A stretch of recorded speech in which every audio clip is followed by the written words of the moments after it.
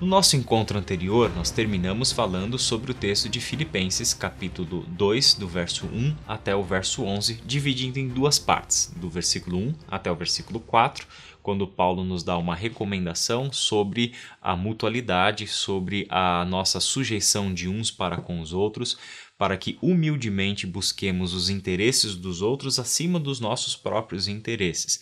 Porque na recomendação de Paulo, essa é a atitude que nós devemos ter de uns para com os outros, assim como essa foi a atitude de Cristo. E Paulo vai descrever a atitude de Cristo a partir do verso 5 até o verso 11.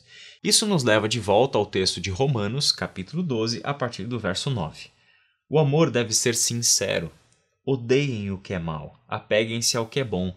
Dediquem-se uns aos outros com amor fraternal. Prefiram dar honra aos outros mais do que a si próprios. Você percebe a semelhança entre os dois textos, o de Filipenses e o de Romanos? Pois é, aqui nós temos um exemplo clássico de correlação.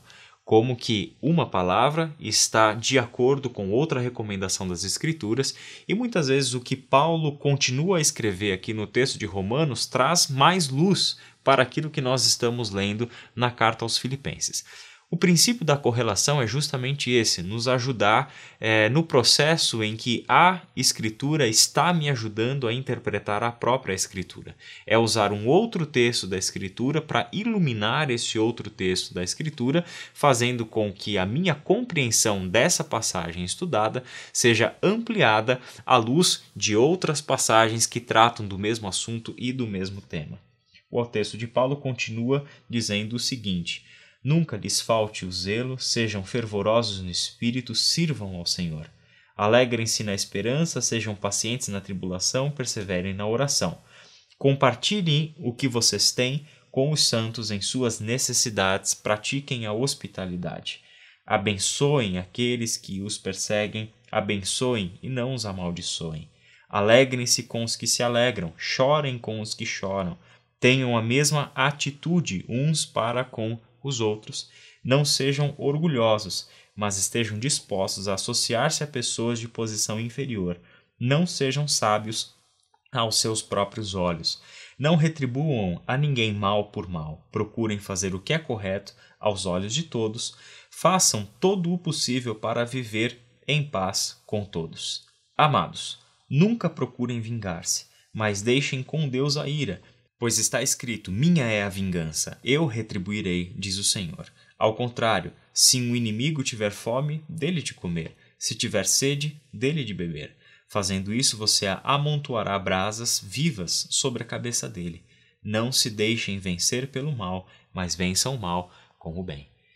Quando nós olhamos então para o texto de Romanos, capítulo 12, nós lemos do verso 9 até o verso 21, nós percebemos que toda aquela recomendação de Paulo aos Filipenses sobre humildade, sobre serviço, sobre servir ao próximo em termos práticos, ou seja, buscar primeiro o interesse dos outros ao invés dos nossos interesses pessoais, não nos orgulharmos, mas desenvolvermos um caráter humilde, uma atitude de humildade. Tudo isso também vai condizer com uma outra passagem de Paulo, por exemplo, na segunda carta de Paulo aos Coríntios, no capítulo 5, onde ele vai nos mostrar o seguinte no verso 14 e no verso 15. Pois o amor de Cristo nos constrange, porque estamos convencidos de que um morreu por todos, logo todos morreram. Ele morreu por todos para que aqueles que vivem já não vivam mais para si mesmos, mas para aquele que por eles morreu e ressuscitou.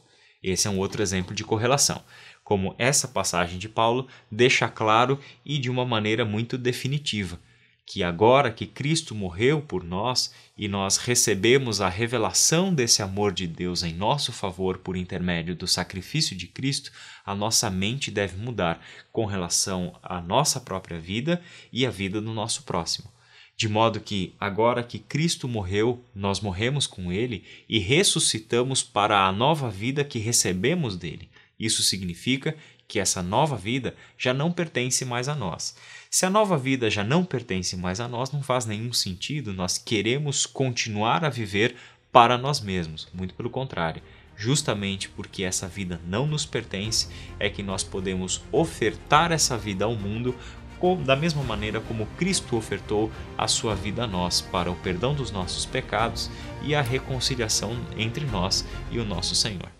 A Rádio Transmundial é um veículo de comunicação presente em 80% do planeta e que tem como objetivo levar as boas novas do Evangelho aos que não a conhecem, bem como dar crescimento e maturidade cristã àqueles que desejam servir a Deus de forma integral. Mais informações em www.transmundial.org.br. Transmundial, para todo mundo ouvir. É uma alegria muito grande nós apresentarmos a você a Faculdade Teológica Batista de São Paulo, que desde 1957 tem capacitado líderes, homens e mulheres, para que conheçam a Palavra de Deus, para que conheçam a teologia, para que conheçam a prática ministerial e também saibam interpretar esse mundo para a igreja. Venha conhecer a faculdade, venha assistir uma aula aqui conosco sem compromisso.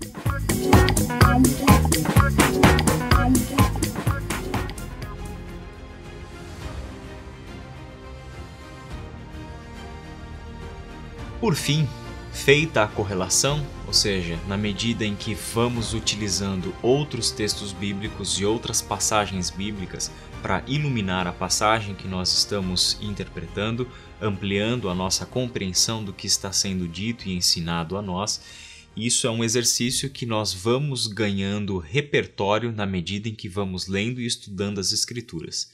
O processo de correlação vai ficando mais fácil e cada vez mais lógico e óbvio para nós na medida em que conhecemos mais a Escritura e o seu ensino.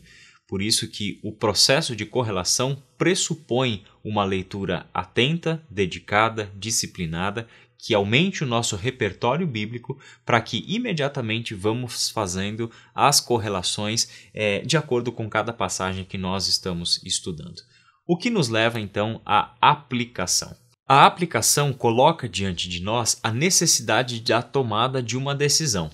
Na aplicação, nós queremos saber o que esse texto, o que esta mensagem que nós interpretamos nas Escrituras coloca para nós como mudança de vida, como desafio, como mudança de pensamento, como transformação nos nossos relacionamentos, no nosso relacionamento com Deus e assim por diante. Eu quero ler 2 textos sobre a necessidade da aplicação em um processo interpretativo. Palavras de Jesus no Sermão do Monte, Mateus capítulo 7, do verso 24 ao verso 27. Portanto, quem ouve estas minhas palavras e as pratica é como um homem prudente que construiu a sua casa sobre a rocha. Caiu a chuva, transbordaram os rios, sopraram os ventos e deram contra aquela casa, e ela não caiu porque tinha os seus alicerces na rocha. Mas quem ouve estas minhas palavras e não as pratica é como um insensato que construiu a sua casa sobre areia. Caiu a chuva, transbordaram os rios, sopraram os ventos e deram contra aquela casa, e ela caiu, e foi grande a sua queda. O desafio das Escrituras não é apenas entendermos a sua mensagem. O desafio das Escrituras não é apenas chegarmos a uma conclusão correta sobre aquilo que está dito. O desafio das Escrituras é que essa interpretação, essa conclusão acerca da mensagem correta, feita com diligência das Escrituras, transforme a maneira como nós vivemos. O desafio, portanto, sempre deverá levar a gente para uma atitude, para uma resposta prática, vivencial daquilo que nós estamos aprendendo com Deus por intermédio das Escrituras. No mesmo sentido é que Tiago escreve no capítulo 1, verso 22 da sua carta o seguinte: sejam praticantes da palavra e não apenas ouvintes, enganando-se a si mesmos. Versículo 23, ele completa: aquele que ouve a palavra, mas não a põe em prática, é semelhante a um homem que olha sua face num espelho e depois de olhar para si mesmo, sai e logo esquece da sua aparência. Mas o homem que observa atentamente a lei perfeita que traz a liberdade e persevera na prática dessa lei, não esquecendo-se do que ouviu, mas praticando, será feliz naquilo que fizer. Todo o processo de interpretação entendimento, todo o processo de análise, todas essas pesquisas que nós temos trabalhado aqui de contexto histórico, de contexto literário, para o melhor entendimento das Escrituras, deve sempre nos levar à pergunta prática: o que isso modifica a minha vida? Como essa mensagem me faz obedecer ao Senhor? O que é necessário que na minha vida particular seja modificado para vivermos em obediência a tudo aquilo que temos aprendido por intermédio das Escrituras? Somente passando pela nossa resposta de obediência e prática é que de fato nós podemos completar o processo interpretativo, que é comunicar aos demais, que é dizer aos outros, explicar aos outros aquilo que a palavra de Deus quer comunicar. O que nós não queremos ser como intérpretes são as pessoas que podem dizer: olha, faça aquilo que eu estou dizendo porque eu interpreto a Bíblia direito, sem que a nossa vida seja também um referencial para essas pessoas. Ou seja, de que modo que o nosso testemunho vai ser ouvido positivamente como verdadeiro, como válido pelas pessoas, se as pessoas não enxergarem na nossa própria vida, na nossa própria obediência, uma submissão à palavra de Deus, uma submissão e um viver de acordo com tudo aquilo que nós temos aprendido por intermédio da interpretação bíblica e explicado para as pessoas. O desafio da prática é justamente esse. Que fique para nós essa lição e até o nosso próximo encontro.